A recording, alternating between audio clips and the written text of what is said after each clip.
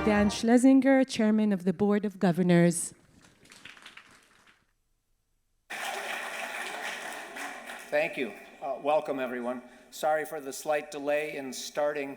Apparently, my 1,000-slide PowerPoint crashed our system, but the good news is now it's down to a 10-slide PowerPoint. I hope everybody really enjoyed last night, which was a wonderful evening. Thanks to Yossi and the division for putting on a great night for us. And my understanding is that's just a small taste of what's to come. It's become my custom over the last few years as we celebrate our 7 years of centennial from commemorating the 1918 laying of the cornerstone to the 1925 opening of classes at the university. We look back at what was going on 100 years ago. I think it's important to do this not just for nostalgia, but because as we enjoy and celebrate everything that this wonderful university has to offer us, it's appropriate that we recognize the legacy that was left to us by these amazing founders. So partly in tribute to them, let's take a look back at what happened 100 years ago. And I want to, good. I want to focus on the original Board of Governors, which was 24 men. They were European, British, American. I'm not sure whether European includes British these days since Brexit, but hope not to offend any of my British friends in the audience.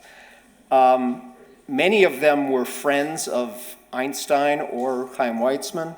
Not all of them, but Weizmann and Einstein did a really amazing job of recruiting some pretty incredible men to help found the university. They were prominent figures in their own right.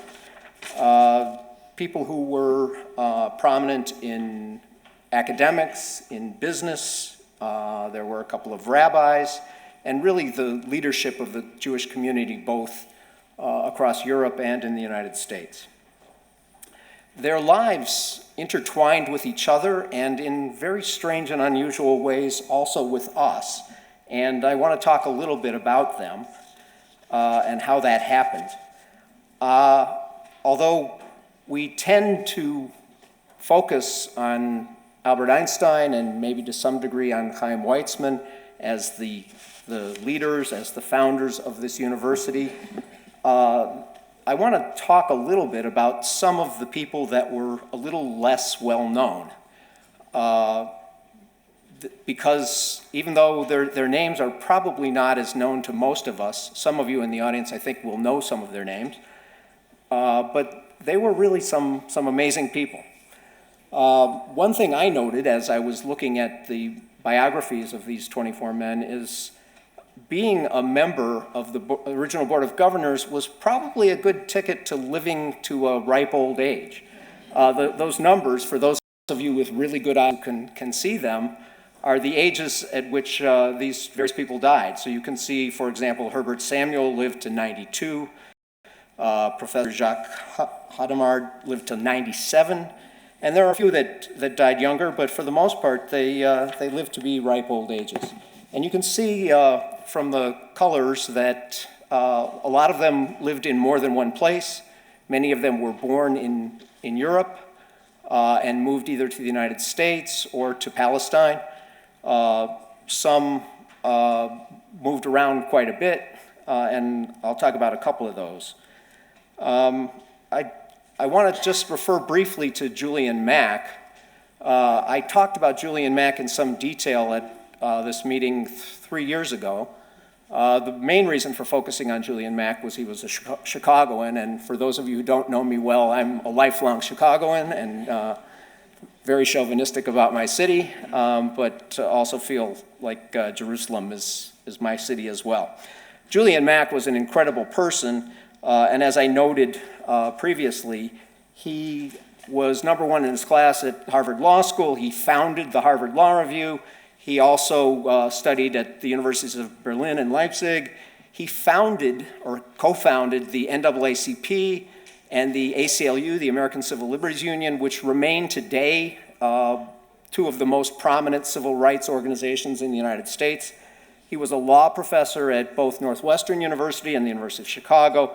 He helped Jane Addams found Hull House. He was a social worker. He was the president of the National Conference of Social Workers. He was the president of the American Jewish Congress. Just an amazing person. And although I talked about him in some detail before, I raise him again because he comes back at the end of this presentation in an important way. So one of the original governors, whose name you may or may not know, is Dr. Cyrus Adler. Dr. Adler was probably the most prominent scholar in Oriental studies and Semitic languages. And he studied at the University of Pennsylvania and at Johns Hopkins. He was the curator of the Smithsonian Institute. He founded the Jewish Welfare Board. He was the president of the Jewish Theological Seminary. He had a Chicago connection.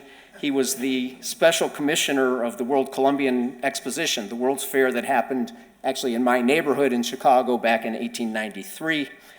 And he was the president of Dropsy College for Hebrew and Cognate Learning, which is an institution you may not have heard of. It was at the time the most prominent school for Oriental studies, and it became absorbed by the University of Pennsylvania, where eventually it was renamed as the Herbert D. Katz Center for Judaic Studies. Some of you may recognize the name Herbert D. Katz. He was the president of the American Friends of Hebrew University from 1988 to 1990. Among the great things that happened at the University of Pennsylvania's Herbert D. Katz Center for Judaic Studies is they conferred fellowships on some very illustrious scholars, some of whom have significant connections to the Hebrew University. For example, Professor Edwin Sarusi, a name that most of us know, Professor Guy Strumsa, and a guy that some of you may have heard of, Menachem Ben Sasson, was also a fellow at the University of Pennsylvania Katz Center. Obviously, Dr. Adler had a significant impact on the university, both by being a founder and by the rest of his legacy. A French mathematician was on the initial board of governors, a guy named Jacques Hadamard. I apologize to my French-speaking friends in the audience for my total inability to speak French or pronounce French names. But Hadamard was one of the leading mathematicians of his time. He was one of the two first people to prove something called the prime number theorem, which is important to mathematicians for reasons that I will never understand. He did some of the original research in the field of geodesics. The Hadamard matrix is named after him. He won all kinds of prizes and awards. His cousin was the wife of Alfred Dreyfus. And Hadamard grew up as a very assimilated secular Jew in France. But when his cousin Dreyfus was wrongly accused, he became probably the leading defender of Dreyfus and forced his exoneration and deserves major credit for that. During World War II, he moved to New York and was at Columbia University. He was on the Provisional Academic Council of Hebrew University and really helped establish the mathematics department of the university, which we all know is one of the leading math departments in the world, always very highly rated.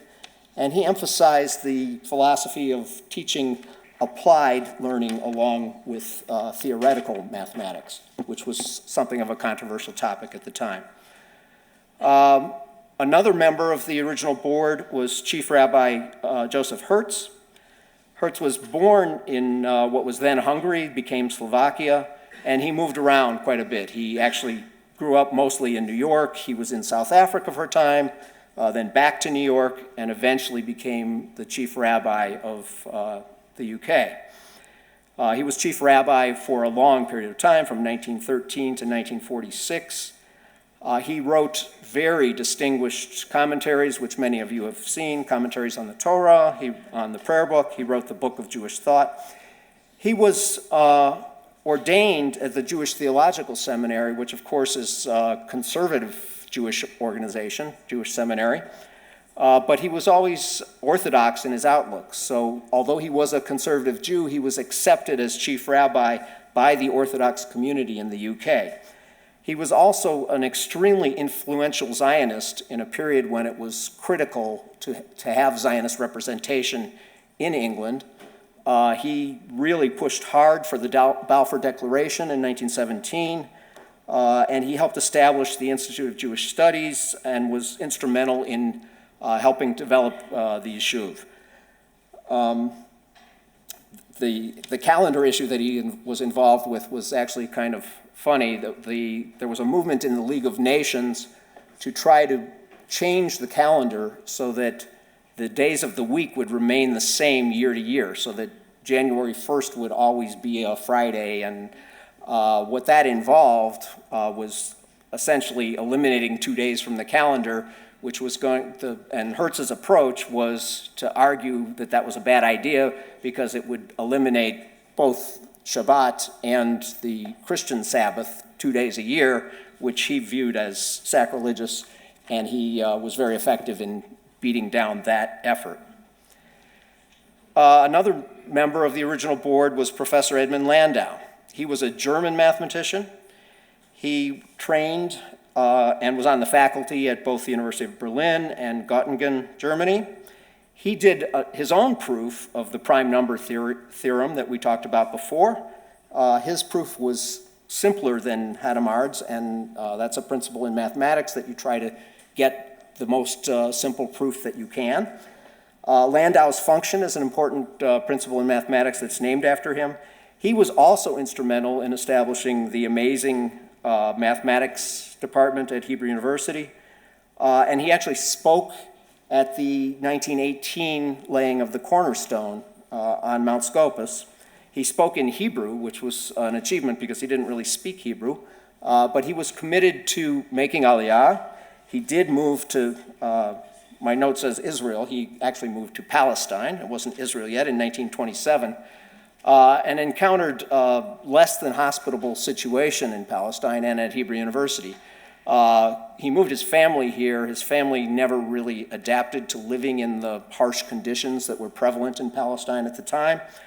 And he also got caught up in a dispute between Chaim Weizmann and Judah Magnus over various political issues, including who would be the rector. And he decided to, it's a concept that was never repeated. He and his family eventually decided to go back to Germany, and he went back to University of Göttingen. Like many assimilated Jews in Germany, Landau was a little slow to appreciate what was the gathering threat of the Third Reich. And as one of his biographies states, despite having friends who were well informed as to what the Nazis might do if they came to power, Landau failed to recognize the danger. In 1932, he was visited by a friend, Fritz Rathnau, who told him that if the Nazis gained control, they would build concentration camps in which to put Jews. Landau is said to have replied, "In that case, I should immediately reserve for myself a room with a balcony and a southern exposure." Apparently not quite appreciating what the threat was. Then 1 year later, didn't want to do that. 1 year later, Landau was actually forced out of the university, and he wrote in his memoir, on 2 November about 11:15, "As I wished to leave my office and go to the large lecture theater to begin my lecture, the entrance hall was filled with about 80 to 100 students who let me pass unhindered. In the lecture hall was one person. Clearly, therefore, there was a boycott with sentries at the door who had prevented without force those students who wanted to work from setting foot in the lecture room. What happened, and it happened with the collaboration of many who were my pupils, leads me to believe that the only consequence must be my application to become emeritus or pensioned."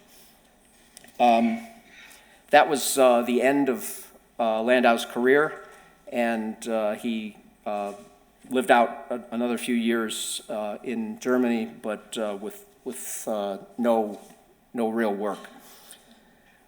Okay, our last slide for today is about Dr. Nathan Ratnoff. Ratnoff was born in Pinsk and then eventually moved to New York, and he formed something called the American Jewish Physicians Committee in 1921. The American Jewish Physicians Committee became the American Friends of Hebrew University. And it always puzzled me why the American Friends of Hebrew University was founded as a physicians committee. I'm a practicing lawyer. I have a lot of respect for physicians. My father was a physician. Some of my best friends are doctors. But I never thought of doctors as the moving force behind fundraising and philanthropy and Zionist causes. And this connects with something that I talked about in some detail last year, which was what happened in 1921 when the First World Zionist Congress in 8 years took place in Czechoslovakia. The conference before that had been in 1913, and then this little war got in the way, and there were no international conferences between 1913 and 1921. And as I noted last year, there was a big rift in the Zionist community, the international Zionist community in 1921, because the Americans, a lot of Americans, were gaining force, both financial and influence in the Zionist community, and were rebelling a little bit against some of the initial founders, like Weizmann. And the American delegation refused to attend the World Zionist Congress in 1921. That rift was international in scope, but it also was notable within the United States. The legal community, behind people like Julian Mack, who I referred to earlier, who was a federal judge, a leader of the legal community, and a good friend of Louis Brandeis, the Justice of the United States Supreme Court, they refused to participate, and they led not only the legal community, but the financial community in essentially boycotting the effort to raise money for Zionist causes, because they felt that they felt very strongly their Zionism, and they wanted money to be raised, but they wanted it to be directed, to have a real plan, and not to be the tradition that had been established by the early founders of Zionism, who raised money and just accumulated it and used it as they saw fit. Brandeis maintained his opposition until there was a resolution in 1930, and that's when the American Zionist Organization of America unified, and both the lawyers and the doctors and the financial people and everybody else got together and became much more effective in their Zionism and in their support of the creation of the state. Julian Mack actually recanted a little bit earlier than Brandeis did in 1930. So by 1925, Mack was part of the mainstream, and that's why he became one of the original governors. Brandeis, to my great regret, because Brandeis was an amazing person who I don't get to talk about now because he wasn't an original governor, he didn't agree until 1930. There are many more great people within the group of founders, and I hope to find time to talk about them at these events in the future when I know we will all be together in person again. And for those of you who regret having to hear these stories, you brought it on yourselves because you elected me for 2 more years, so I get more chances to talk about this. But I think that's enough for now about what happened 100 years ago. I think I need to turn this over to hear, so that we can all hear more about what's going on at the university today. But before that, let me ask our Director General, Vice President Yishai Frankel, to come forward.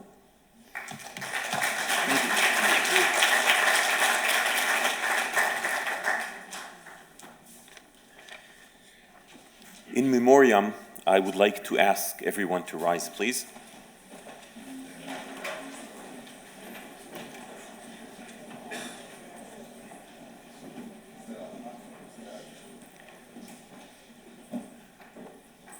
Three years passed since we last held our Board of Governors here in Jerusalem due to the COVID pandemic. During these years, we lost dear members of the university community, employees, retirees, and members of our friends' organizations. As the names of our dear ones will scroll on screen, we will stand in silence for 3 minutes commemorating these 3 years, please.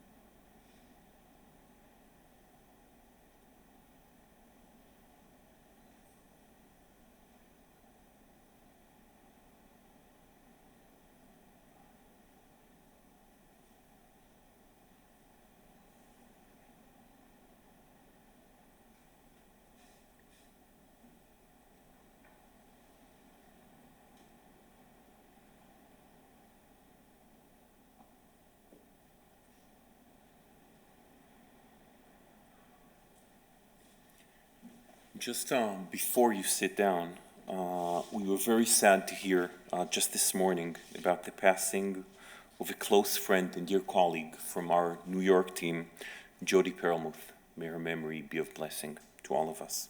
Please be seated.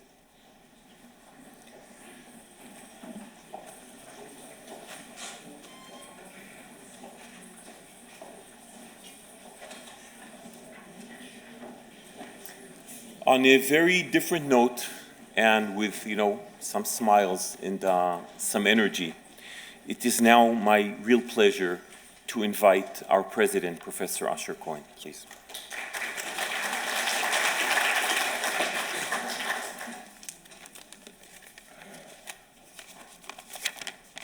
Thank you, Dan, and thank you, Ishai. The Hebrew University has a great legacy, and you all know it. It's the very first Zionist project in the land of Israel, You heard a lot about the history of it from Dan, but generally speaking, it was instrumental in every important event that took place in Israel, including the establishment of Israel itself. Yesterday, you heard the President of Israel, Yitzhak Buzi Herzog, saying great things about the Hebrew University, and we are all very proud and happy with this amazing legacy. The legacy includes the fact that we pursue excellence. Everything that we do, really, is in many ways about excellence in both teaching and in research, and we are very proud of it. And we are also proud of our achievements in all other parts, social, industry, everything that we do.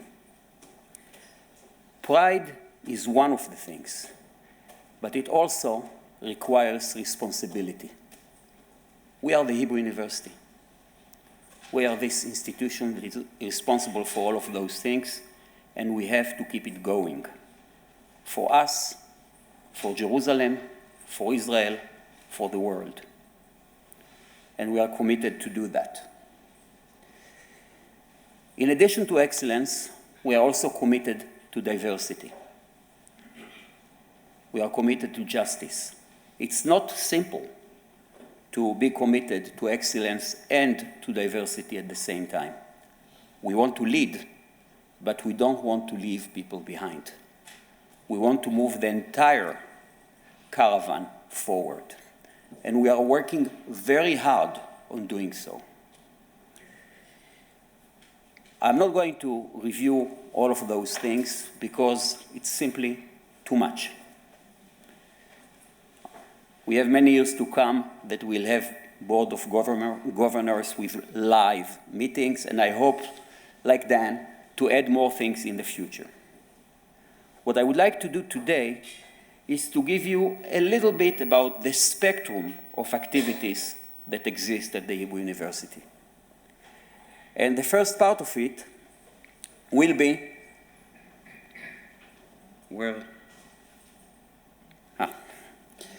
here's the agenda. In the first part of it, we are going to hear several researchers from the Hebrew University, which represent, if you will, the spectrum. We tend to talk a lot about science and technology. But the first lecture today will actually be about history. We have a great humanities here at the Hebrew University, which we are very proud of it. And among our great scholars is Professor Dan Diner, that will talk in a few minutes, that will tell us really interesting, I think amazing insights about the Second World War, right? It's going to be about the Second World War.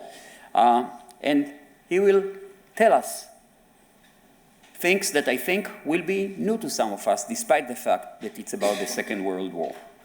And that, to me, represents the humanities. After that, Naomi Chaviv will represent, if you will, our basic research. We do lots of things in basic research, in the sciences. Naomi is a young researcher and has truly groundbreaking research on Alzheimer. She will tell us a little bit about that so that we will hear about it and we'll see, again, a representation of the things that we do here at this level. We are also proud of our research connection to the industry, what is sometimes called applied research. And for that, we are going to hear Oded Shosayev, who has truly amazing inventions using science to advance applied activities. So you will hear him as well after that. In this respect, you will hear the spectrum of the sciences of our scientific activity, from humanities through basic research to applied research. We are also doing other things as well. As you all know, Albert Einstein is one of our founders. And he left us all of his legacy, including many of his precious documents, 80,000 of them, and many other additional things. Right now, it's located in a small archive here in this campus, but it doesn't really represent well the glorious legacy that he left behind. So I'm going to show you what we are going to do about that. We are going to build the Einstein house, and I'm going to describe it later. And then something about, I don't know if to call it social responsibility or to call it conscience, but you all know about the horrible events that take place in Russia, in Ukraine, because of the Russian invasion to Ukraine. We couldn't do much about it, but we did a little bit that we could, and we invited several academicians and students to come here to the Hebrew University, and we provide for them ability to stay here for a few months and continue their activities in here, and you will hear from two of them that are right here to tell their own story.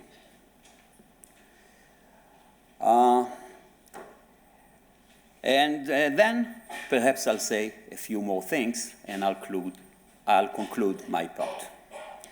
So this is the plan for today, and let me start with Professor Dan Dinner, a great scholar here at the Humanities, that will tell us the story from his view of the Second World War.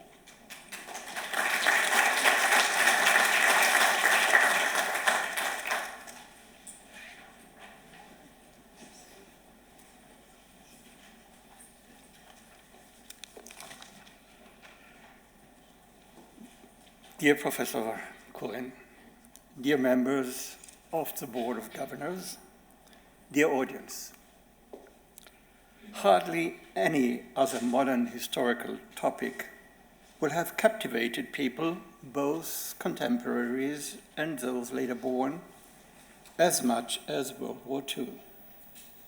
And hardly any other topic in modern historiography will have been researched with as much intensively. Nevertheless, there is an abiding impression that the war's historicizing, which is to say its transformation into actually completed history, past closed, has not yet fully taken place. Relevant in this respect is a European Research Council Advanced Grant project, meanwhile accomplished here at our university, titled Judging Histories, Experience, Judgment, and Representation of World War II in an Age of Globalization. For this project was focused precisely on transforming the war's past events into completed history. In my short presentation, I would like to highlight two just interconnected dimensions of the much broader project. First, defining the logic of the war, and second, exploring the theme of choice of perspective. In respect to the logic of the war, it seems to us that its contours emerge clearly within the war's worldwide logistics system, especially since that system related all the theaters of war with each other, either by enabling support lines or by disrupting them. This approach, making the network of logistics visible, means, among other things, moving past the usually accepted division between a European continental and a Far Eastern Pacific war. This change of focus allows us understanding the war in its unified global character. In respect to choice of perspective, ours focuses on a stretch of land on the world map that would initially seem to have little significance for the war as a distinctive global event in history. To be sure, it is a stretch of land that is extremely close to us on existential grounds, namely the place the Jewish community of Palestine, the Yishuv, dwelled on. In our historical account, in the story we are narrating, we draw upon a military geographical approach. We assume that through both political upheaval and an unfolding military dynamic, fixed geographic spaces begin to oscillate. Those spaces, set in motion through military action, seem to expand and to contract, similarly to a living body. The early beginnings of such contractions we see at work in our space of interest in October 1935. The events we are focusing on include, on the macro level, the Italian invasion of Ethiopia, the so-called Abyssinian War, and on the micro level, an occurrence taking place in Jaffa's harbor, an early trigger of the great Arab revolt in Palestine against the British and the Jewish national home between 1936 and 1939. All of these events emerged in the run-up of the greater wars announcing itself on the horizon. The events prompted the British to distance themselves from their commitment under the Mandate for Palestine, supporting the formation of the Jewish national home there. That reversal is reflected in the notorious statement by then Prime Minister Chamberlain that in face of the upcoming dangers, Britain should be ready, I quote, to offend the Jews rather than the Arabs, which brings us back to the epistemological locus, Jewish Palestine, serving as a pivot of interpretation of World War II. And that epistemological locus is preempted by the question, where from do we gaze at this stretch of land? According to both custom and the layout of traditional cartography, we look at it from a northwestern angle, that is to say, from the European continent, while crossing the Mediterranean Sea. And we consider its logistical access from that direction as well. In the world of yesterday, Jewish travelers from the Russian Empire, hence from the continental East, embarked for Palestine generally from Odessa. For travelers from Central Europe, mainly from the Habsburg Empire, Trieste was the port of departure.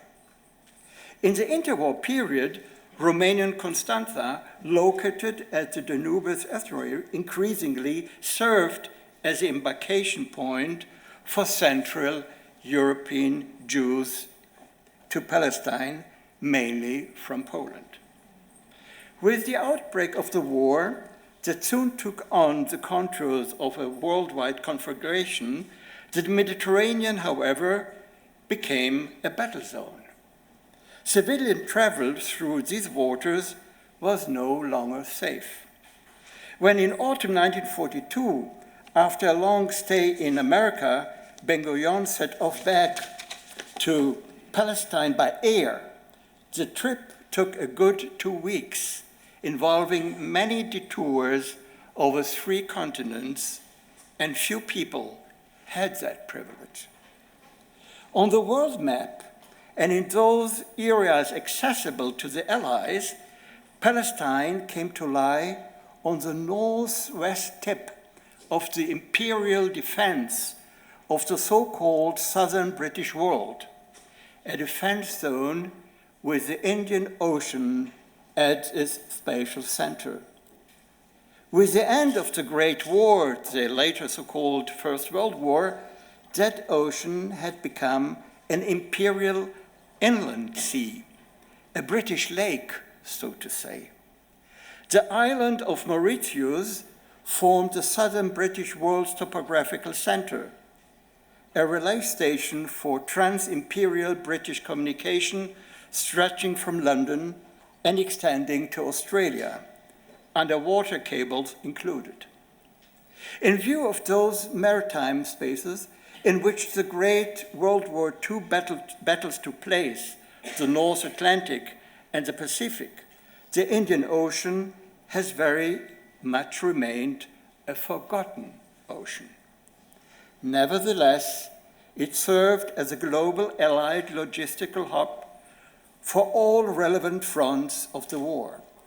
The Egypt stationed British and Empire troops were thus armed and supplied via the Indian Ocean and its western distributary, the Red Sea.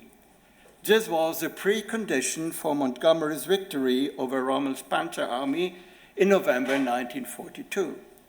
In the Indian ports of Bombay and Karachi, military equipment and supplies were discharged and transported eastward by rail through the Indian subcontinent. From there, via air, over the Himalayan foothills, Chiang Kai-shek, fighting the Japanese in South China, was supplied via Allied bases set up expressively for the purpose. The third support line, which was routed through the Indian Ocean, the so-called Persian Corridor, took on extraordinary significance as a Western Allied artery for supplying the Red Army in its struggle for survival, a logistics enterprise of massive proportions. The supply route through Iran was enormously long and extremely complicated to master. By rail, as well as on specially built roads, bridges, tunnels, endless convoys were sent out direction Caspian Sea. From there, the transports continued by water to the Volga's estuary and onwards to Stalingrad, the transit node of the Western Allies' arming and provisioning of the Red Army. The true significance of the Battle of Stalingrad in 1942-43 only becomes clear when we take this logistical undertaking into account. It's a vertically directed view from the south, from the Indian Ocean northwards, and less the horizontal continental perspective from Europe's west to east, which resolves the riddle of the battle. Aside from the especially perilous North Atlantic route to Murmansk and Arkhangelsk, the Soviet Union was supplied from American West Coast ports via the North Pacific. Massive American maritime convoys under Soviet flag moved to Vladivostok, unloading cargo there that would be transported westward on the Trans-Siberian Railway. These supplies were in any case basically commodities, raw materials, not armaments as with the Persian Corridor and the North Atlantic route.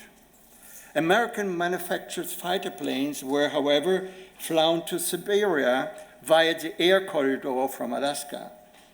That Japan allowed shipping convoys for the Soviets to sail so close to its islands on the way to Vladivostok was the result of the Japanese-Soviet Neutrality Pact signed in April 1941. The pact led to both powers belonging later to hostile alliances to refrain from hostilities during the war, and this up to the August 1945 end phase in the Far East. The mystery of that strange constellation is resolved by looking back in time. Yes, Japan and the Soviet Union had already been at war before the World War. In the summer 1939, when they faced off in the far eastern Mongolian-Manchurian border region, a conflict ending with Soviet victory over the Japanese Kwantung Army. The armistice was signed on September 16. the day after, the Red Army marched into eastern Poland, slightly more than 2 weeks after the Nazi invasion of Poland from the west on September 1st. That temporal hiatus is explained by the Soviet war with Japan in the Far East. The connecting space of all war theaters and the hub of Allied logistics in the southern British world, serving us as an epistemological pivot in telling and explaining World War II anew, was facing mortal danger in spring 1942. A hinge of fate, as Churchill dramatically put it. In early May, a British naval formation consisting of an armada of over 50 ships conquered Madagascar's deepwater port of Diego Suarez. The British were here attempting to preempt the Japanese establishing themselves on the Vichy French-controlled island, dominating the Indian Ocean. Following conquest of Fortress Singapore in February, an event initiating the end of British rule in the East, Japan was getting ready to advance over the Bay of Bengal and Ceylon towards East Africa, thus cutting the British world empire in two. This would not only have managed the logistical routes to the three war theaters, at the same time, the severing of oil and fuel supplies from the Middle East would have interrupted the entire Allied war effort along the lengths from North Africa over India and onward to Australia. The need to supply fuel to the Allied forces in the Western Desert and east of Suez in itself meant that control of the Near and Middle East was an existentially urgent matter. Located at this area's center were the Iraqi and Iranian oil fields and the huge refinery at Abadan. That was a source, not least, of airplane fuel, of kerosene, and a pipeline built in the 1930s leading from Iraqi Kirkuk to Haifa, where a refinery mainly served the fueling needs of the British Mediterranean fleet in the Levant. Because of the facility's strategic importance, German aviators named Haifa die Tankstelle, the filling station. Together with the Italians, these aviators bombed the town a number of times, and they also bombed Tel Aviv. The Axis pressure on British military and supply facilities in the Levant, with the Suez Canal as the center, became enormous. Then, in June 1941, the pressure suddenly abated. The German aviation units had turned away from the Levant, including Palestine, to support the German invasion of the Soviet Union, Operation Barbarossa. Accompanying the turn taken in the Levant was thus the onset of what Churchill would call in real time a crime without a name, what later would be named the Holocaust. With the eastward military shift of Germany and its allies, the shift to the Soviet Union, the Yishuv, Jewish Palestine, had escaped the mortal threat accumulating in 1941, at least at first. But the threat emerged again, this time from the south. This was the summer of 1942, when Rommel's Panzer Army Africa, following the capture of Tobruk and further east of Martha Matrup, approaching the British military port at Alexandria. In Cairo, the British made preparations to vacate Egypt.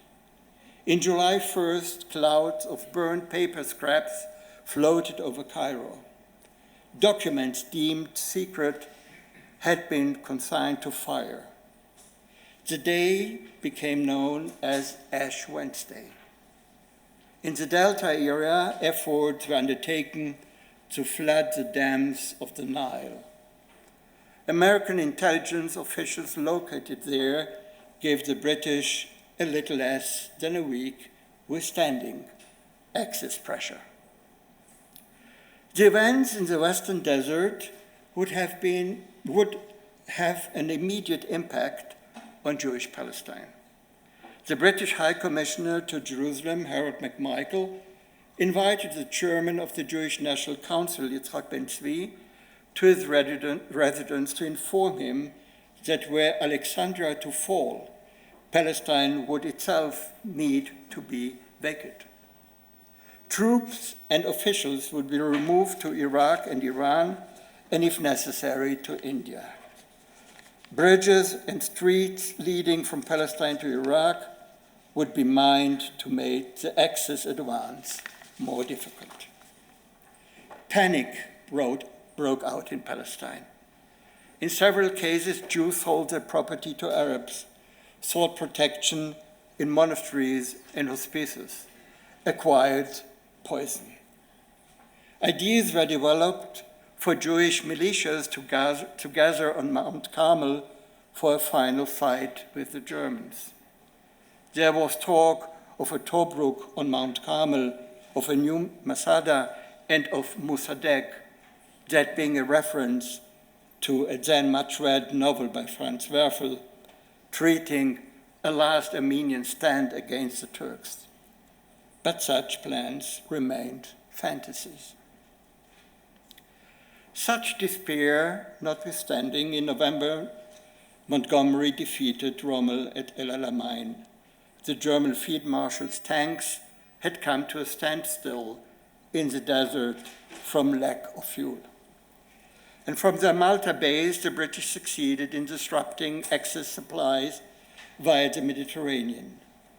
These developments meant the actual end of the war for Jewish Palestine. We see this not least of all in the sudden waning of readiness in the Yishuv to join the British forces. Following El Alamein, voluntary recruitment dropped by 2/3.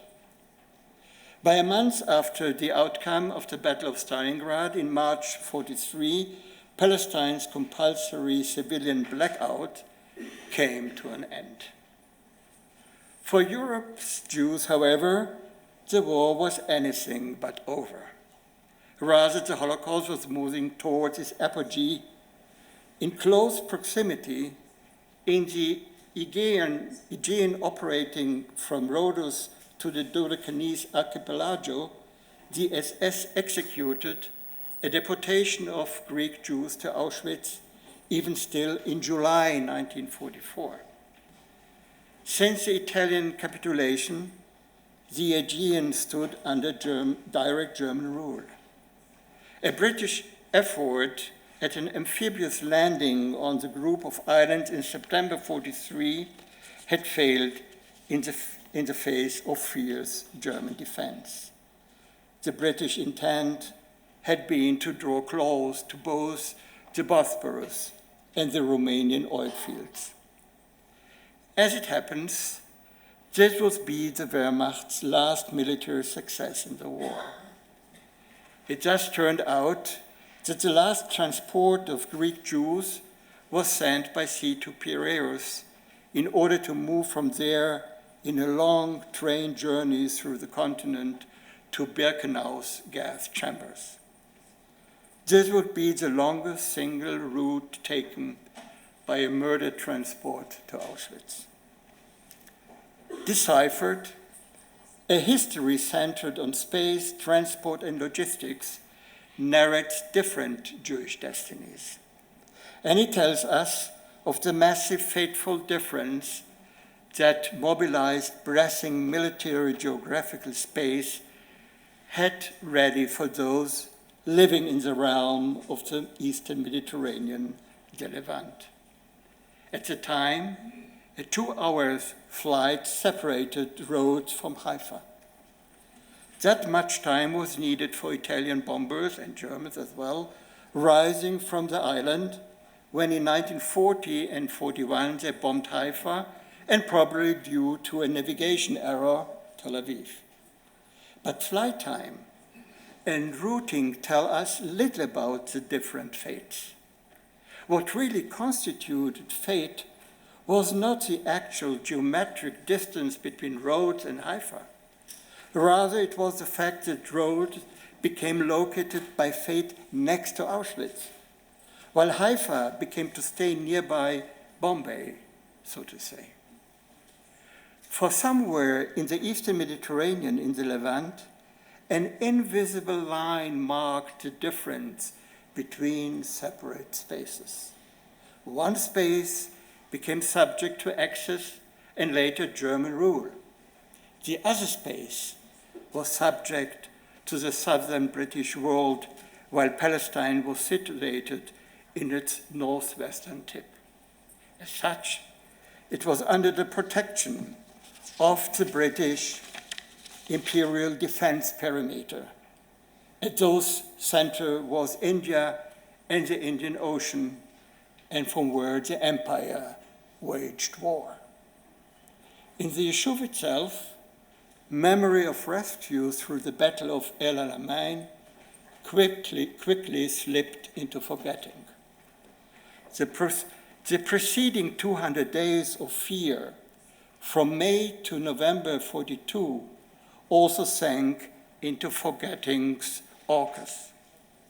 That process of forgetting was favored by a revival of a struggle for the land, a struggle that had abated in 1939 and that would now move into its climax, the year of 1948. This was, to be sure, another war, and thus another history. Thank you.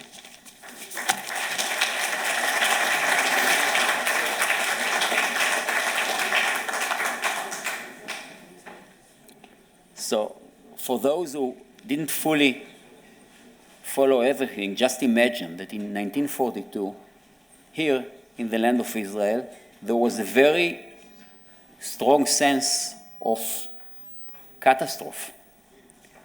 And the reason that it didn't happen is because of global issues of logistics that miraculously saved this part and didn't save the part of Europe. Thank you very much, Professor Diener, for pointing out this important thing. I want to move to the next part. I have to apologize. I'm being quite short because of the fact that we lost 15 minutes, so I'm trying to move fast forward. The next research line is going to be presented by Nomi Habib, a young, brilliant researcher that will tell us. I don't want to say much more about it because she can say it so much better. Nomi, please tell us about your research on Alzheimer's. Thank you. It's great to be here. So I'll jump right in to some science from history.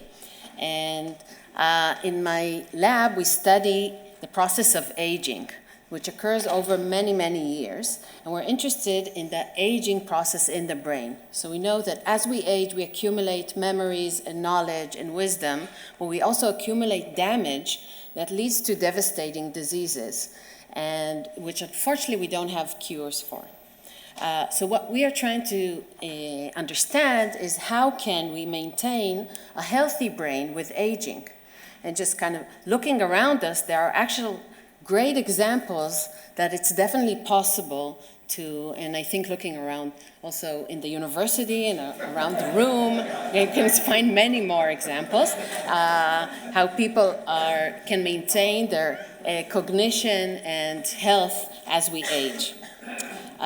So this is our goal, to understand this process actually at the molecular level, so we can take this good examples and generalize it to the entire population.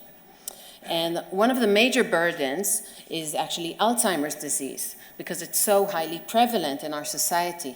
So if we're looking with people who have dementia, which means this memory loss and cognitive impairment at advanced age, most of these individuals actually have Alzheimer's disease. And this is a progressive disease, where at the later stage of the disease are associated with the memory loss and the decline. And because it's so prevalent, I think all of us know somebody affected by Alzheimer's. So I don't need to explain much about that side. But I do want to go a little deeper into the molecular side of the disease and show you how we're trying to actually change the way people are researching Alzheimer's, and hopefully will lead to better cures for the disease. On the left, you see a nice image of a healthy brain with a nice network of neurons, which are the nerve cells, which are the most important cells in our brains and the communication in the brain.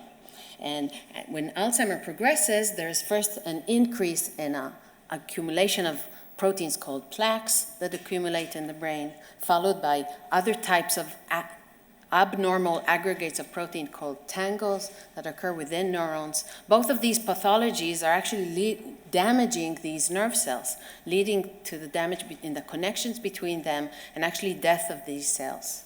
And this is what is believed to be the cause of the clinical symptoms of the dementia. And what you can actually see is that this typical textbook image of the dying neuron surrounded by plaques is only occurring at the last stage of the disease, where typically this is where we're diagnosing people, and this is the stage where we're treating individuals.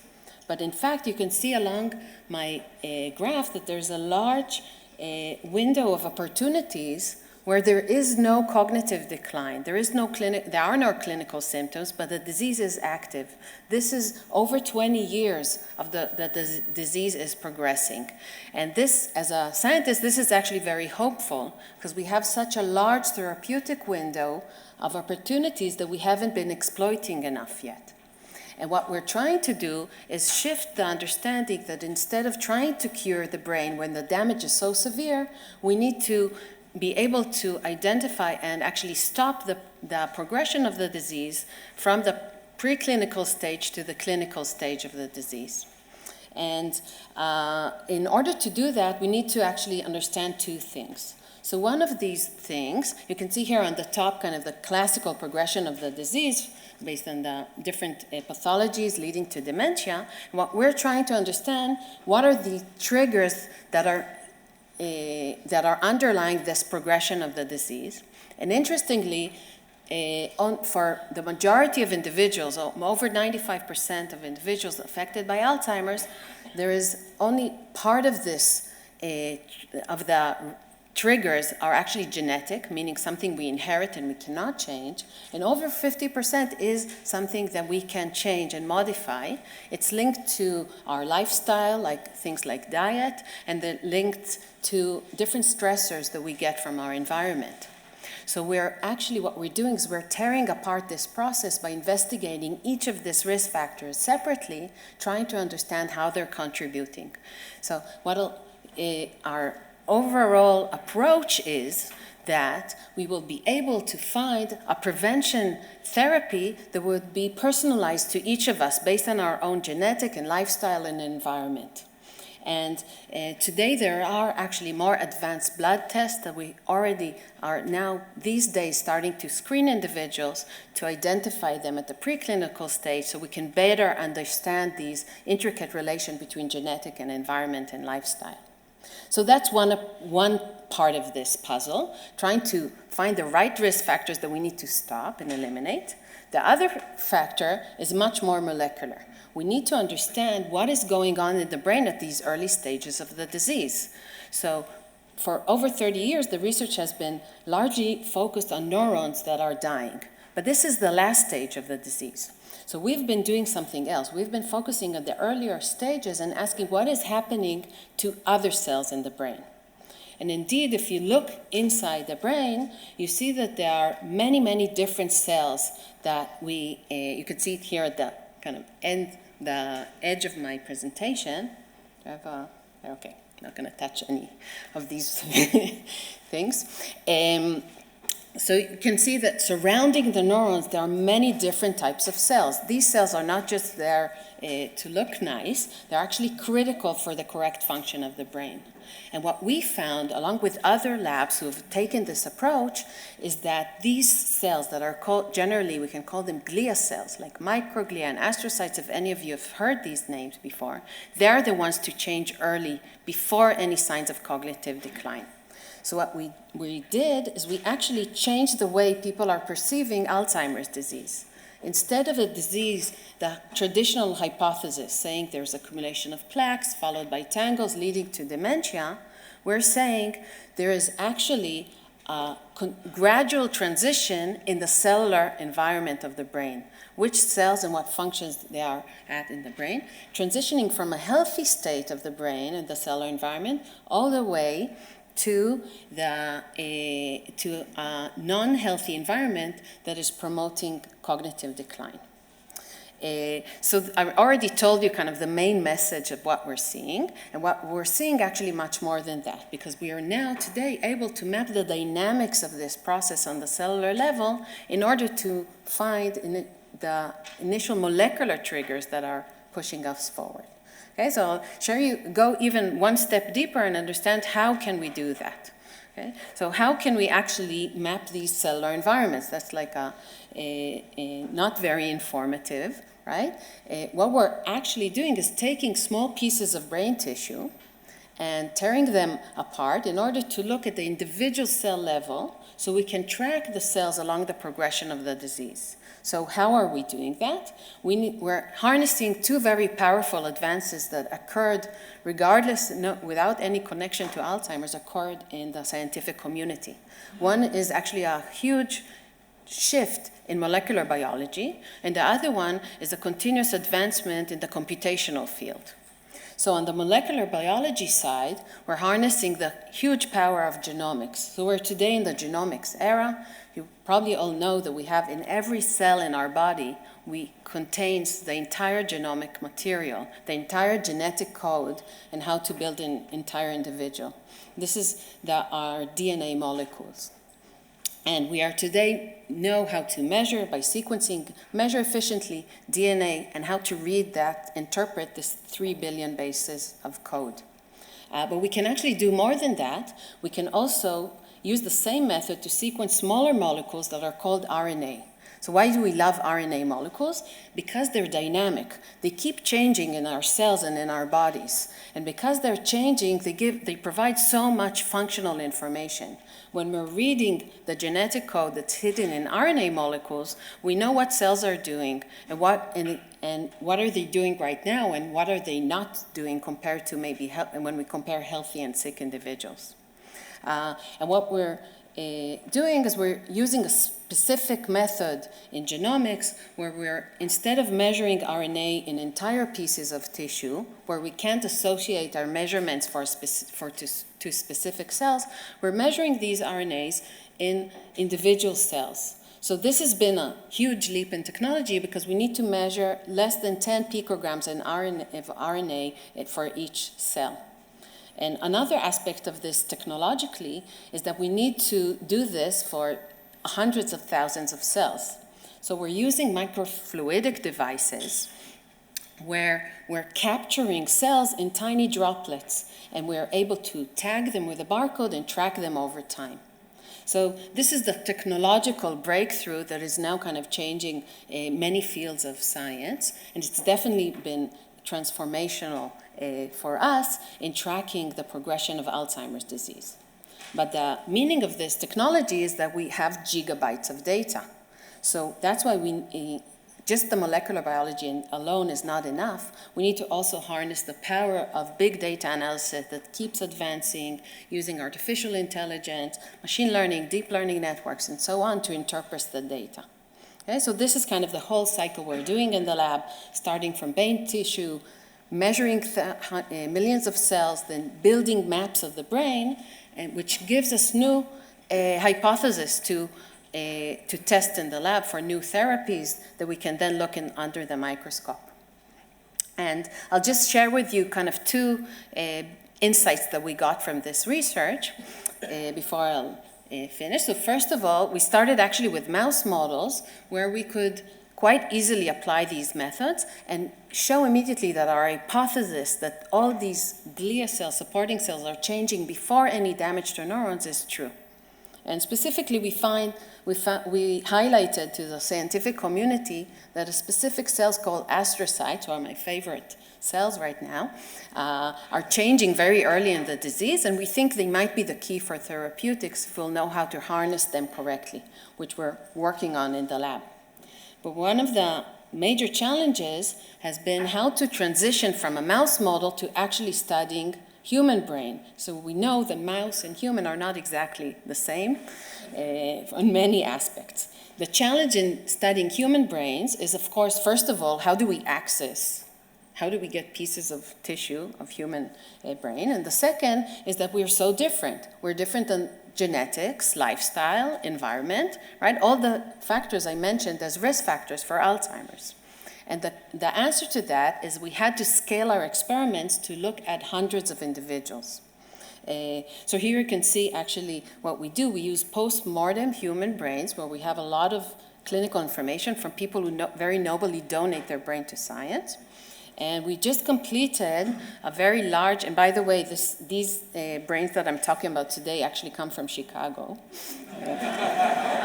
Yeah. Yeah. Good. Yeah, and so in a huge collaborative effort that took us almost 4 years to complete, we managed to profile close to 460 donors and over 1.7 million cells. So this is a lot of information that hopefully really profiles what do the brains of aging individuals look like. And we a lot of computational mumbo jumbo, and we reach our maps. So this is just a glimpse into our maps. It looks like continents, but it's actually built of 1.7 million dots, where every dot is a cell, and the colors represent the different cell types and their states and so on. And as I said, I'll share with you 2 quick insights from these maps. So the first thing I'm looking up to see how much time I have. The first thing is that by looking at this map, we actually mapped of the diversity of cells in the brain, right? Which is amazing on its own, regardless of Alzheimer's. And we grouped individuals to different groups based on how do the cells in their brain look like. And we were really kind of happy to see that indeed our hypothesis is we can see it very strongly in the data. We see that brains of people that have cognitive decline, who have dementia, are vastly different than brains of individuals that are cognitively healthy, that do not suffer from Alzheimer's disease. So what we actually showed is we showed that by building all this map and all these cells, we are able to show that the cellular environment indeed is completely different at the beginning of this stage, at the healthy brain, and the last stage of this stage at the Alzheimer's disease. But what we wanted to do is to do much more than that. We wanted to track the dynamics of this process and ask what are the early triggers of this disease, of these changes, right? In order to do that, we actually hit a wall for quite a long time. Why is that? That's because we can't clinically identify these individuals at the early stage of Alzheimer's. Because somebody who is actually cognitively healthy and has a little bit of Alzheimer's pathology, he might be on a fast track towards Alzheimer's, but he might also be resilient. He might live for another, if he would have continued to live, he could have been healthy for another 20 years. Right? So we decided to put aside these clinical data and use only the cells and let the cells tell us the story. So what we did is we built an alternative map of the brain of these individuals, and just based on the changes in their cellular environment. And this is how this map looks, where every dot is an individual, and we see that we are able to map dynamics of the cellular environment. You can walk with me from this right edge of the presentation where the blue people are, the healthy individuals, and there are 2 alternative trajectories. So we found what we were expecting to see, that there is a gradual change in the cellular environment leading to the rapid cognitive decline in Alzheimer's.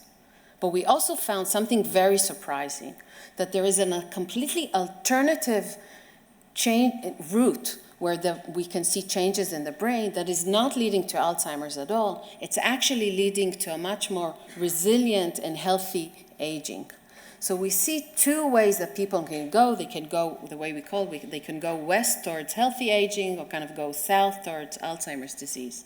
And now what we gained is we have a very detailed map, so we can actually say what are the molecular decisions and regulators that trigger the decision to go south or to go west, and how can we prevent people from going south.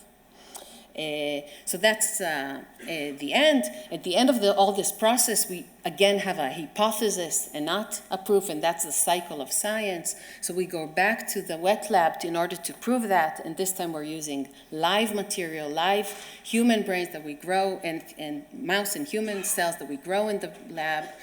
And so we have some beautiful pictures from the microscope, but what we're actually doing is manipulating these cells to prove our hypothesis from these maps.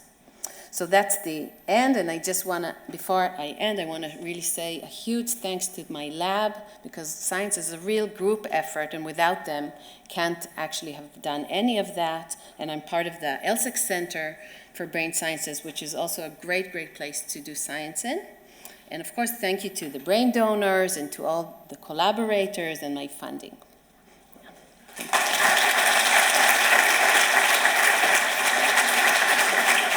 Good morning. So as you can see, we have hope. We do. And this is really one of the front edge lines of research on Alzheimer. And now, moving to the invention, applied science, from science to the applied world. Oded, please.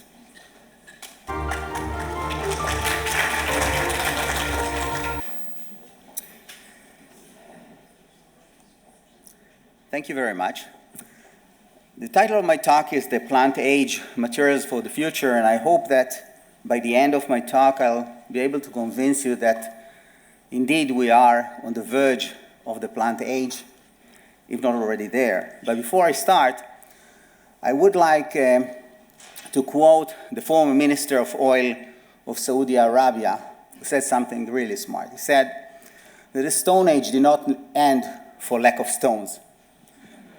And the oil age is going to end long before we run out of oil, and I say for very good reason, because biomaterials are so much better. But that's not good enough to criticize us, the scientists, for not making really good synthetic materials from oil, simply because we didn't have enough time.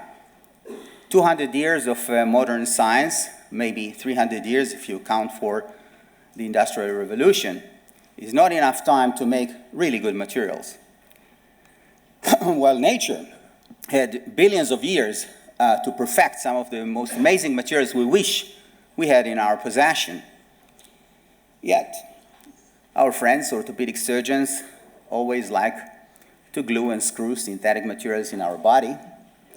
And I don't think that this is a great idea, because synthetic materials fail. They fail many times, just like this plastic fork that is not strong enough for its performance. But the fact is that there are really strong synthetic materials. But it's not a good idea to introduce them into our body because their biomechanical properties do not really fit the surrounding tissues, and that's why they fail. But there is even a bigger and better reason for that. And that's, in nature, things are done differently. In nature, no one takes my head and screw it into my neck, or take my skin and glue it onto my body. In nature, everything is self-assembled. Every living organism, whether it's a plant or insect or human being, is made of cells, and the cells contain DNA. The DNA encodes for nanobio building blocks that many times are proteins, other times are enzymes that make other materials like fatty acids, polysaccharides. And the common feature of all these nanobio building blocks is that they don't really need us. They recognize each other, self-assemble into scaffolds on which cells are growing, proliferating, organizing into tissues and organs, and together that's the organism or life. So we at the Hebrew University, at the Faculty of Agriculture, in my lab, about 70 years ago, we decided to focus on probably the most important nanobiomaterial for us, for human being, and that's collagen.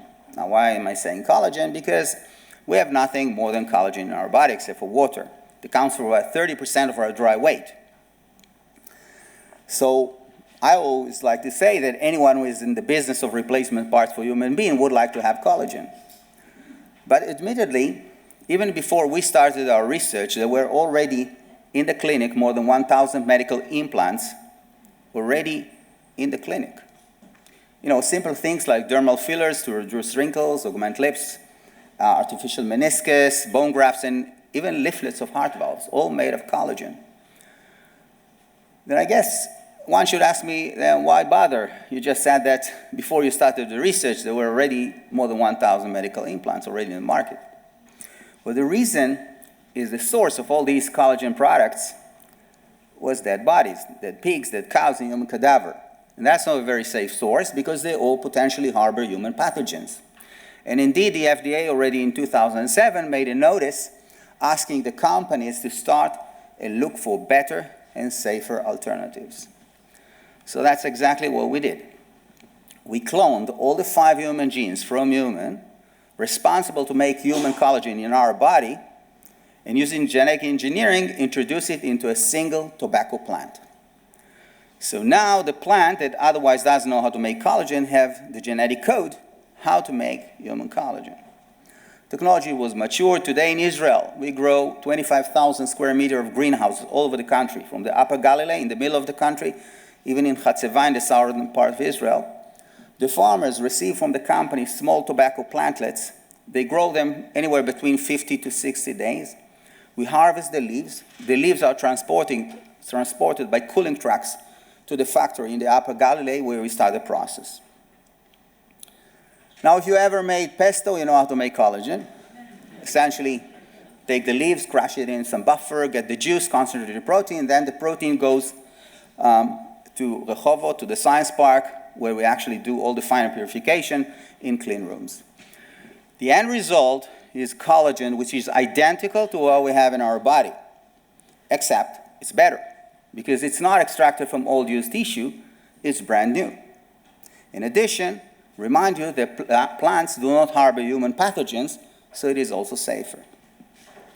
And from that collagen, we actually make different medical implants. In fact, 2 already completed clinical trials, got CE marks, and now sold in Western Europe and some other countries.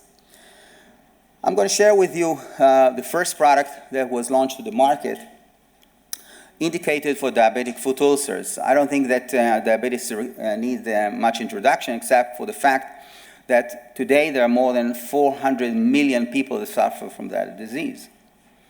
20% of those will experience, at least once in their life, a diabetic foot ulcer. Now here is the thing. If you're lucky enough and you live in Switzerland, your chances to lose a toe or a foot is about 15%. If you are less privileged and you live in Russia or in India, it's more like 40 to 50%. Number of amputations is huge. 1 million amputations per year, which means that every 30 seconds, someone in the world is losing either a toe or the entire foot. So this is what the doctor is doing, is debriding the dead cells, removing the dead cells, and inject the human collagen into the wound bed. And now something really nice happened. The live cells in the periphery of the wound recognize the collagen using special receptors called integrins, because that's their natural scaffold. And then they get a signal from the collagen, hey guys, you're on the right spot, start to proliferate. And that's exactly what they do. They proliferate, they grow granulation tissue. Once reach the level of the skin, another set of cells, keratinocytes, start to grow and close the wound. This is a picture that we got from one of the medical doctors in Italy that works with our collagen. It's a very tough case of a 62-year-old patient that for 2 years did not respond to any treatment. What you see on the left-hand side is actually a hole at the back of the heel that goes all the way to the bone. Typically, because of the gangrene, this will end up with an amputation. So the last resort, they tried the human collagen produced in the plant. And you can see 3 months later, the guy can play soccer with Messi. Well, Messi is not that a great player, no offense for his fans. So 7 years later, I had a click, and I said to myself, hey, you know, plants, and particularly tobacco plants, are really great because they can produce really complex proteins. Remind you that collagen is a very complex protein. It requires 5 different genes to make a functional protein. So we asked ourselves, what's the next thing we would like to make in plants? And immediately we thought about biological drugs. Typically, biological drugs today are actually made of antibodies, humanized antibodies. Now, fortunately, because of the COVID, everybody are immunologists. I don't have to explain what are antibodies, except to say that they are the guardians of our body. They protect us from infectious disease, from cancer, and so on. So these antibodies, once used as biological drugs, are very, very effective. One example is Humira, anti-TNF-alpha, to treat autoimmune inflammatory disease such as rheumatoid arthritis, Crohn, and so on. It's really a great drug, except one big problem. It is very, very expensive. The cost per patient per year is $35,000 US. That's a lot of money. So the end result is that only 1 out of 1,000 people in the world that would like to have Humira can afford it. And the question is, why is it so expensive? Well, some will say, well, there are patents. No, they're not patents. They lapsed already. Some will say maybe there is no competition. Well, there is competition. In fact, only in the US there are 2 companies. AbbVie and Amgen produce the biosimilar.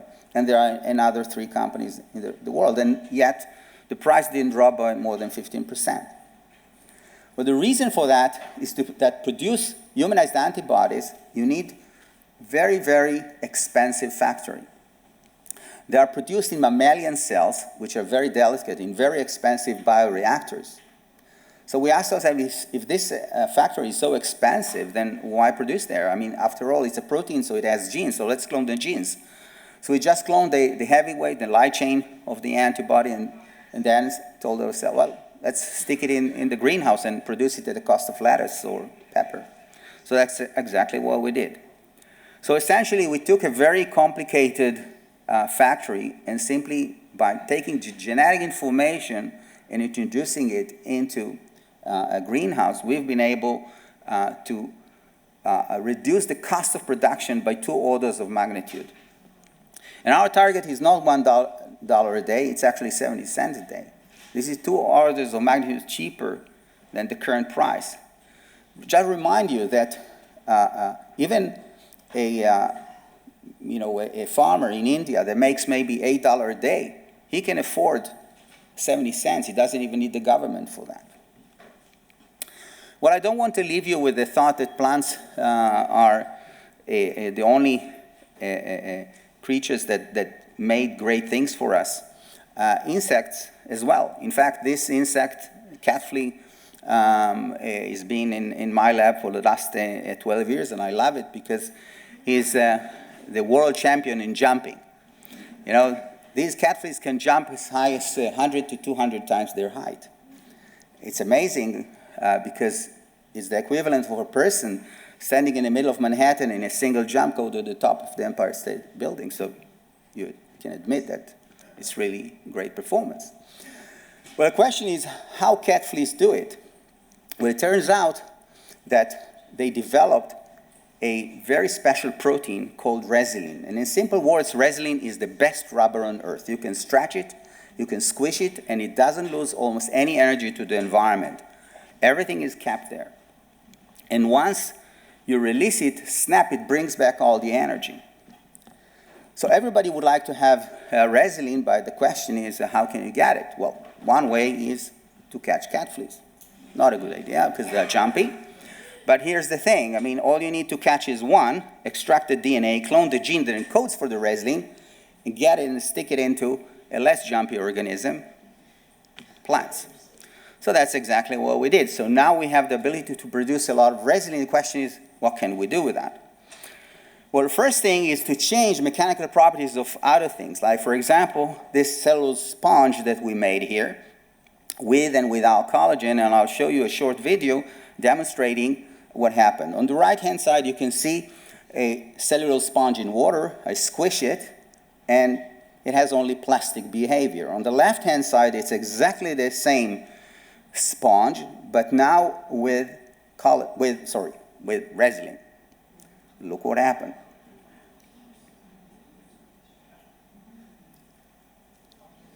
So you can do it again and again and again. By the way, I noticed one funny thing, that whenever it gets to that point, everybody is smiling. And I guess it has to do something with our childhood, maybe the Humpty Dumpty or Nahum Takum in Israel. Except for I found out there is only one country that they never smile. That's in India. I don't know, maybe they don't have Humpty Dumpty there. Well, what can you do with that? A lot of things. We're now working with On. On is a Swiss company that would like to have athletes have better performance. Now, remember the collagen I spoke before. We asked ourselves, what's going to happen if we make a collagen fiber and add to that a little bit of resin? What will happen with the mechanical properties? And sure enough, the mechanical properties were improved dramatically. There was a 380% increase in the toughness and 300% increase in the strain at break. So oddly enough, a patient that will be transplanted with this artificial tendon or ligament will have better performance after the surgery than he had before the injury. So what for the future? I believe that in the future we will be able to produce almost anything in plants. You know, not just collagen or resin, in fact, everything nature gave us. And we will be able to produce, using sustainable and cost-effective methods, these beautiful materials, and then use modern technologies like 3D printing, and even print a heart. Now, this heart is not going to be as good as we can get from a donor. It will be better, because we'll produce it from better materials. Well, admittedly, heart is going to be still a challenge for many years. But I can share with you that we already made collagen a form which is called metacrilated collagen that can be used as a bio-ink. And we are now using that to print tissues and organs, and in fact we're already in preclinical trials by printing a breast, all biological, produced from the collagen and from the patient's own mesenchymal stem cells. And I would like to wrap my talk by quoting another smart guy, Pavlov, who said, if you want a new idea, you should open an old book. And I say that the book was written. In fact, it was written over billions of years of evolution, and the text is the DNA of life. We don't need to reinvent the wheel. All we need to do is read this text and start our progress from there. Thank you.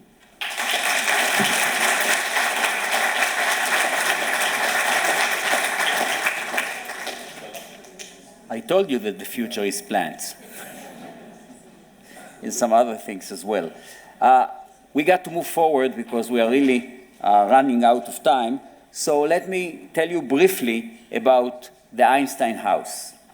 You all know Einstein, the founder of the Hebrew, one of the founders of the Hebrew University, maybe the greatest icon of the 20th century, someone that we are all happy to be associated with, and we have his legacy. So we decided to put it in a nice place. And do you want to speak before I present the design or after? Yeah. Your call, whenever you want. Okay, so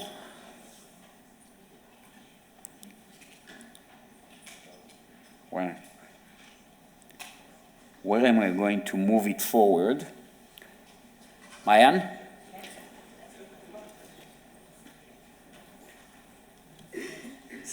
No. I click it.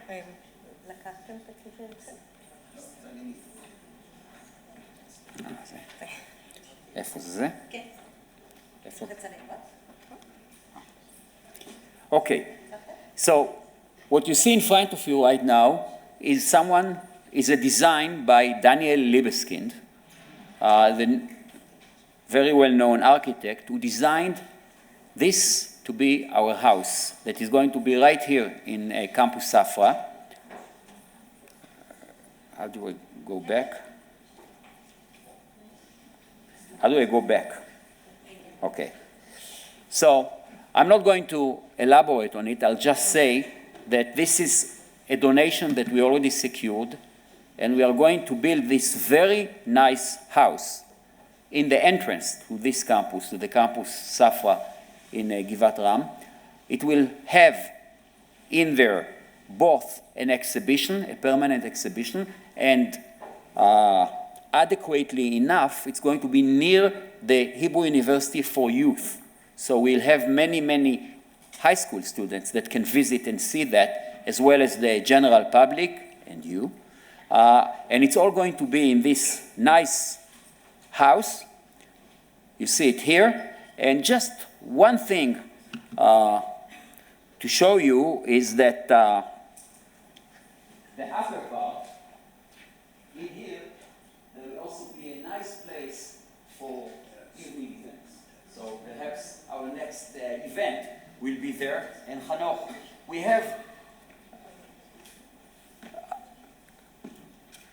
have a treasure here at the Hebrew University. It's called Professor Hanoch Gutfreund.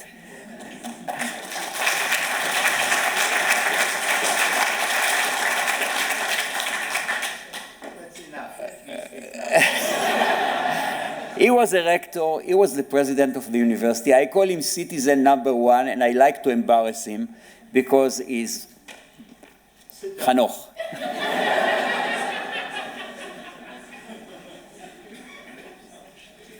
On every occasion, we mention the fact that Einstein was one of our founders, but actually he did something much more enduring for us. Einstein made the Hebrew University the eternal home of his intellectual legacy. And that is a lot. He bequeathed to us all his intellectual wealth, which constitutes today the Albert Einstein archives. The Hebrew University over the years has developed, maintained this cultural treasure and shared it with the world in numerous events. And thus, Einstein's name has become intimately linked with the name of the Hebrew University, and that link is recognized worldwide. Now, it is natural that constructing such an entity, as you have seen, has been for years on our wish list. Now, through the generosity and vision of one of our benefactors, whom you will meet, it is made possible. Now, the Einstein House first will be the permanent home of the Albert Einstein archives. But more important, it will be a unique tourist attraction for everybody, for the young, for the not so young, for the scientific community, for the general community, because within this iconic structure that you saw, the interior is also magnificent.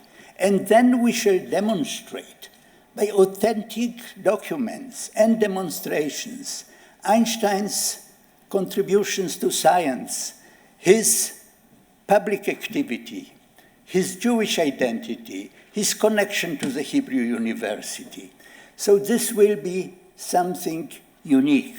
Just I want to mention to our chairman, he always does his historical lessons. There is a great, in the archives, a great correspondence between Albert Einstein and Jacques Hadamard. So I will show you. And now, if I may, to add a personal remark. Having devoted the last 20 years of my life to promoting Einstein's legacy and particularly the link with the Hebrew University. For me, this is a fulfillment of a dream. Thank you.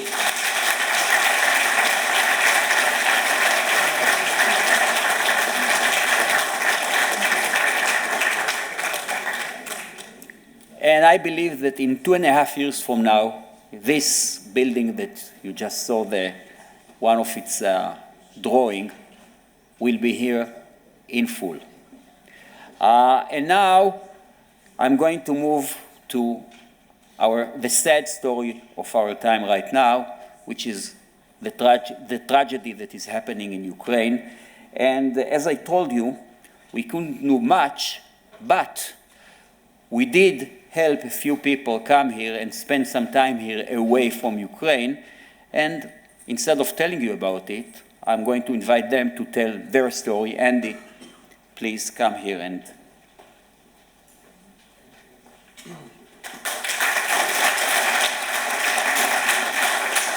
thank you, dear ladies and gentlemen.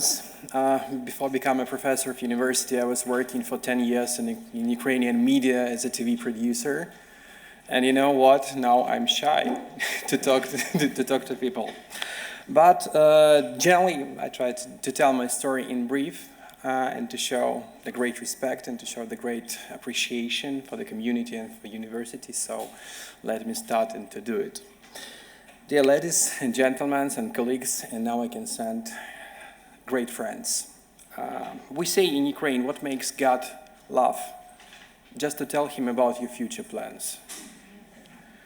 My name is Andrei Chuzhikov. I'm ordinary Ukrainian professor of economics, and my story is no better than other stories of Ukrainians scattered around the world because of the war. 3 months ago, I occupied the position of professor at 2 Ukrainian universities. I was attending conferences, I was teaching students, I have 360 of them in both universities. I was building my own business. It was a company, an agency of public communications and public relations. And you know what? In one day, my life plan was collapsed. After 3 months ago, after spending one day in bomb shelter, I decided to evacuate my family and took an assault rifles to defend my city from invasion. You ask me, did I have military qualification? Yes, I'm military economist. I can calculate the price for gasoline for the tank. That's I can do this good, but still. A month of night shifts, guard duty, cannonades until Kiev was protected from invaders, and I understood that the worst thing I cannot teaching. I have no business, I have no ordinary life, and the science can be forgotten maybe for 3-4 years also. So since that moment, I was anyone but not a professor. Despite of this, I continue teaching my students directly from the place of my military service. Yeah, I do Zoom, and I clean my rifle and then continue lecturing. And after a while, the commander decided that it would be better for me to teach than to undermine military discipline with my computer and lectures. And in general, I don't clean weapons well. That also was his remark. So that is why they allowed me to join the program. I received a letter about the possibility of practicing in emergency aid for researchers and students project by Hebrew University in all early days of the war. And now I want to apologize because at first I didn't believe that someone cared about us and was ready to propose the help. That's true. We expect only for ourselves at the first day of the wars. By the way, the international donors, they say, okay, guys, we don't feel that you survive. We give you 3 weeks. For me, for my colleagues, for everybody else. And but by the way, there's someone on the other side of the world understands my situation and offers me a job to save from war. You know, guys, it seems to me I saw this in one movie, one old good movie. to give a job to save from war. Now it's time to say thank you. Thank you to the Hebrew University of Jerusalem to allowed me to be professor again, to teach students not to have to sleep in bomb shelter, to finish the school year finally without sounds of the sirens, and to work in grant applications for Ukrainian volunteers to help friends and their families, to work on scientific articles, and at the end, just to drink coffee with new colleagues. Believe me, it's valuable. As an economist, I understand perfectly the amount of emergency and rescue aid that you have spent to Ukrainians, researchers, and students. The only way for me to repay you back is to show my appreciation and to be useful to university and society. First and foremost, through my work and my competence and the work I can do for you.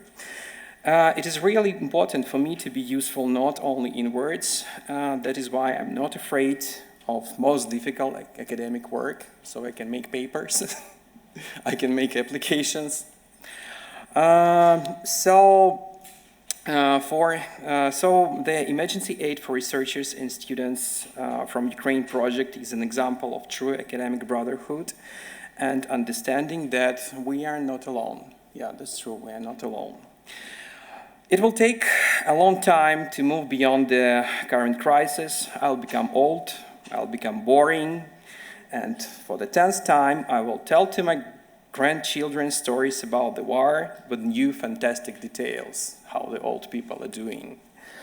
But one fact they know for sure, the true friends of my family are here in Israel, and we should be grateful for the page of our lives that was written in Mount Scopus. Let me once again express my deep gratitude for the perseverance and hard work you have dedicated to ensure the academic and human values lives on. You're amazing. Thanks.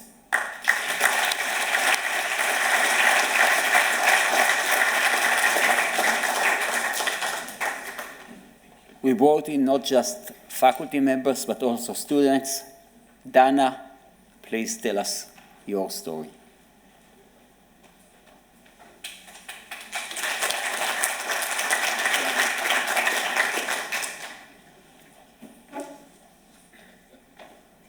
Shalom, Boker Tov, or it's better to say Tzoharim Tovim. My name is Dana. Toda hava. My name is Dana. I am a fourth-year Ukrainian student.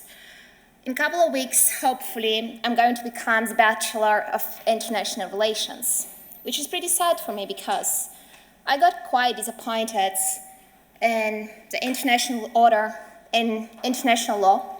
From another side, I got inspired and I decided to apply for master degree in international law because I believe that we can achieve the great results. Being a young generation, I possess hope and peace. I would be honest, my dream was always to study in Israel. It all started 2 years ago when I attended Taglit. Taglit succeeded in its mission. I met Yeladim Tovim Yerushalayim. I fell in love in Hebrew language. I came back home. I attended Ulpan, which was pretty boring. So now, thanks to you, I have an opportunity to attend Ulpan in August.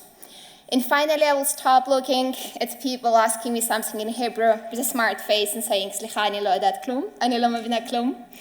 So I'm working on it, and I believe it's a great opportunity to continue my studying, to continue my research. It's really interesting how it started. 2 years ago, I remember myself being at Taglit, being in Yad Vashem, and afterwards we went to see the graveyards of Israeli soldiers who fell in the wars for Israeli independence. And it was the first time I understood diplomacy is not about embassies, how I was thought about it. I was a second-year student and I thought, I'm going to work in a beautiful embassy, I'm going to promote peace, I'm going to build the beautiful walls. I started to get involved in arms control and non-proliferation. It's still my main focus of interests, but I understood that the world is much more complicated, and something which diplomacy could not prevent results in death of people. I had a kind of deja vu back in February when I saw it happening in my country. As an international relations student, I learned a lot about wars and military conflicts and terrorism and different kind of, wars and military aggression. But when it comes to your country, when it comes to your home, and you see a family of friends involved, directly or indirectly, when it's out of the class discussions, when it's not in books or in seminars anymore, and it's not just about telling the professors the date when it happens and hoping to pass the exam of history. It's about seeing it in reality. It's becoming kind of devastating issue because you want to be a young diplomat, you want to build the peace, you want to promote it. I always thought, because of my scientific interest, that nuclear weapons are possessing a great threat to people. But it came to my mind that the main threat is lack of humanity, is cruelty, which results in wars and conflicts and deaths. I could not justify the aggression, I could not justify the wars coming place. I understand why they take place, I can analyze it, I understand the roots, I learned a lot about strategic culture. But again, it's quite difficult to think the reality, and you live in a dream, which is kind of nightmare. And every time you get up, you hope that it's going to finish, but it continues for 3 months and more and more and more, and you have kind of devastating feeling. I'm grateful for Hebrew University. I met here amazing friends. I met here amazing professors. I got so much inspiration to finish my diploma. So a couple of weeks ago, I defended my diploma. It was dedicated to Israel-Iran relations, which I analyzed for strategic culture with a focus put on nuclear phenomena. And it was so much inspired by the classes. I took classes on counterterrorism in media, Arab-Israeli conflict, and international relations theory. I'm finalizing my paper about Israel politics of ambiguity. I'm taking the case of Russia and Ukraine war. I'm so much grateful to the professors who dedicate their time to speak to me, to fill the gaps in my theoretical basis and inspire me for new researches. Well, to finish it, I would say that I got so much inspired that I applied for a master's degree in Faculty of Law. So I hope to be accepted. And I would like to express my genuine gratitude. I can say just תודה רבה, but it wouldn't be enough. זה לא מספיק אני יודעת, אבל אני מבינה שאני part of Israel community. אני מבינה I can build my life here, I can promote peace, I can learn a lot because Israel is a great example. And I can come back home and implement it in a real life, something which I'm eager to do. So thanks a lot for this chance, for this opportunity. And that's it. תודה רבה.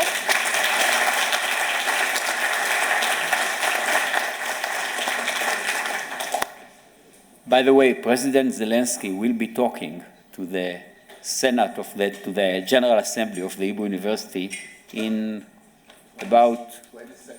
on the 22nd of June. So whoever wants to come and listen to him is welcome to do that. Because we are running out of time, I'm going to stop right here, but just in 2 sentences. What we wanted to show you is the spectrum of activities that we have here. You saw our research in humanities. You saw our basic research in Alzheimer's. You saw our applied research. You saw our involvement in the community with Einstein. And of course, you saw that we are part of the world even in bad times, as we saw in this particular case. And we thank you, Andy and Dana, for coming here and telling us your stories. And now I'm going to turn the stage to Yossi.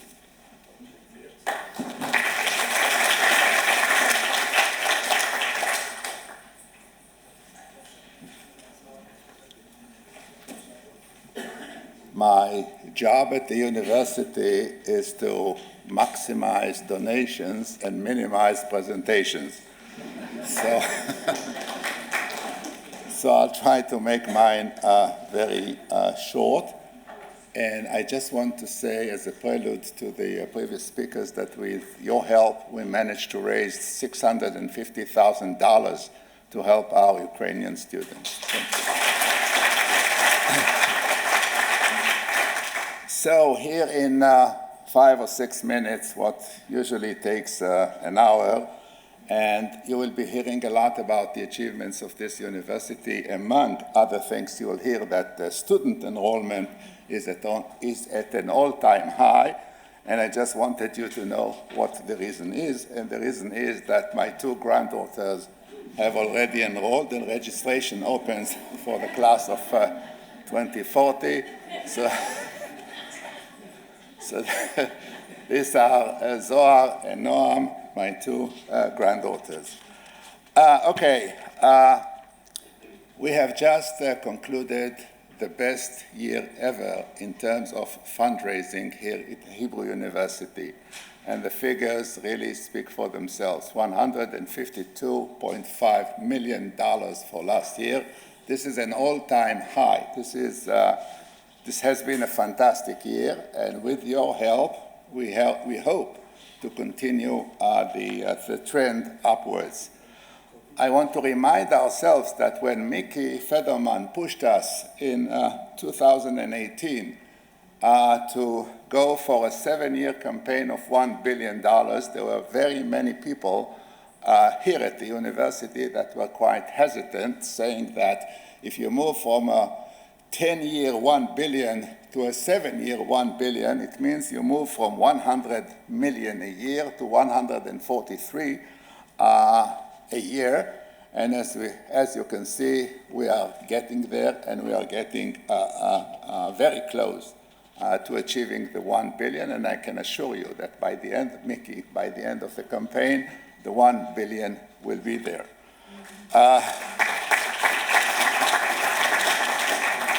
In addition, there are in the pipeline quite a number of other donations that we will not dwell on, but I just want to touch on 3 points. What has changed? What's changed over the years? So on the left, and you've heard it from me a number of times, donations from Israel and Israeli donors have increased significantly. In 5 years, Israel moved from being market number 7 to market number 2 immediately after the United States, and this will continue. And the figures are impressive. If in 2018 it was $8 million, 2021 it was already $16 million, and it keeps going up. Second, if you move to the other side of the slide, the yellow side, the importance of foundations is tremendous. 67% of our donations during this campaign come from foundations. And you can compare the $63 million in 2018 to the $106 million in 2021. And right there in the middle, and this is really our middle name, we have to look for new connections. We have to look for new people. We have to reach out, and this is what we've been doing. And speaking of our foundations and this impressive number, here is just a partial list of the foundations that have been so generous to us. What is my message for the next year? My message for the next year, there are 4 points in it. We have to continue the systematic surveys of foundations. We are about to complete that process in Europe, but we have to do it everywhere around the world, which is to look in a very systematic way into each and every existing foundation and to find those that are applicable, those that we should approach in order to engage them with the university.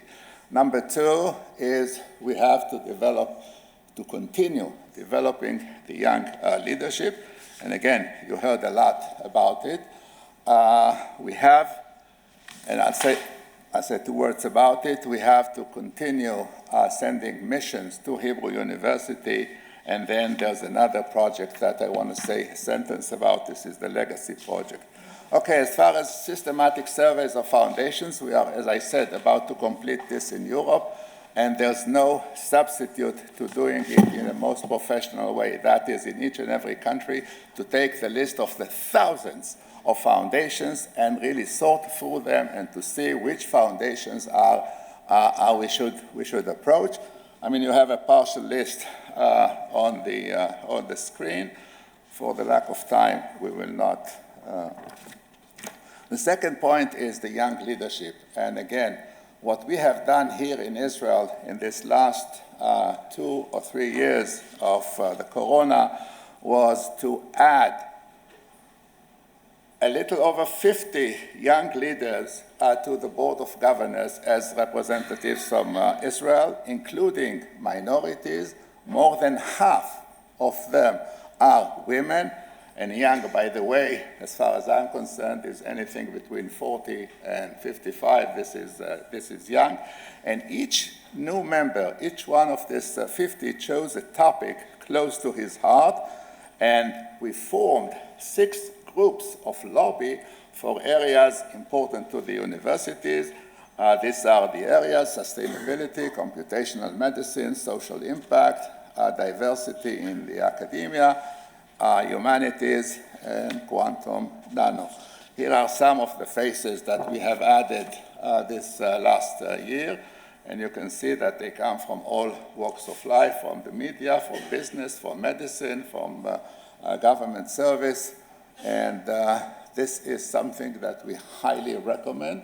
Our American friends have started doing something very, very impressive, but this should be done, I think, worldwide, because this is the future of the university.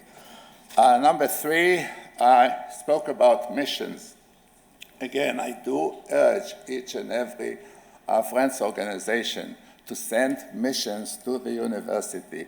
There's no substitute. There's nothing like being there, like coming to the university, meeting the researchers, meeting the students, visiting the labs. And here are just 2 examples in the coming months that our American friends are engaged in. Patty Glaser is leading a mission to Paris and then to Israel. At this stage, we already have 37 participants in that mission. And Beno Michel from Florida is leading a mission to Dubai and Israel. And the bottom line is that we here at the university will accommodate each and every delegation, but please be active and send delegations. And last but not least, this is a new initiative that we have embarked upon, and we ask for your participation. The idea is to find in the coming year 100 donors that will, each and every one of them, put his intention in his will, $1 million for the university, I mean, after 120. And you can imagine the meaning of this 100 legacies of $1 million, and I can assure you that by the end of next year, we will be there. So this is the initiative, and I think I want to give the floor for 1 minute to the chairman of our campaign from Chicago. Where else? Good morning. I hope that you are all enjoying a wonderful and meaningful week in Jerusalem. I'm sorry I could not be with you in person, but I'm pleased to be able to send my best wishes. As chair of Hebrew University's International Campaign, it is my pleasure to be able to tell you about a new initiative that we have launched as part of our Centennial Campaign, a tradition of innovation. The initiative is called 100 Legacies. As we get closer to the 2025 finish line of our campaign, which will mark 100 years since Hebrew University opened its doors, we will work together to identify 100 of Hebrew University's most steadfast supporters and ask each to commit a bequest intent to the university of $1 million or more. Imagine 100 legacies of $1 million can make all the difference towards securing the future of the university in its second century. I am proud to join Einstein, Weitzman, Buber, and other founders of the university by leaving a significant legacy to Hebrew University. It is our turn to take responsibility for the university's future. It is our turn to make history. Please consider joining us. Thank you.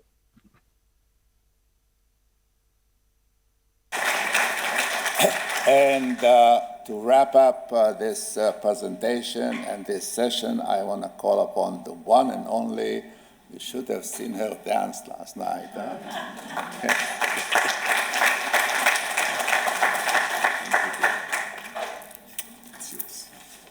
Well, thank you, Yossi, and I think it's very funny that you just said wrap up, because I'm very passionate about this 100 Legacies initiative, very excited about it. It's something near and dear to my heart. I'm so passionate that I have written a rap, and it goes like this. I hope you enjoy it. Hey, yo, listen up to what I got to say. Hebrew U is calling. Leave your legacy today. We don't think that you should wait to make this part of your estate. A bus could hit you today. An alien could take you away. So it's time for you to mention your testamentary intention. The best bequest that you can give is the 100 Legacies Initiative. Yo. So, if I can rap, you can leave your legacy. I hope you'll be inspired. And by the way, if you can't leave $1 million, leave whatever you can.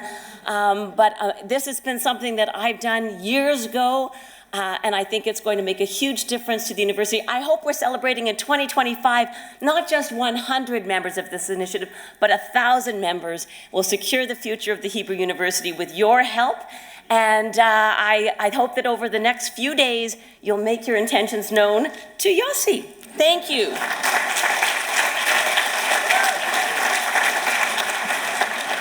And if you can't go for the 1 million, you can go for 2 million. Thank you very much.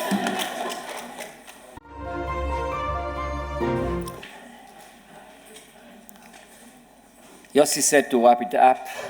I'm going to wrap it up. Thank you very much, and let's move to the next event.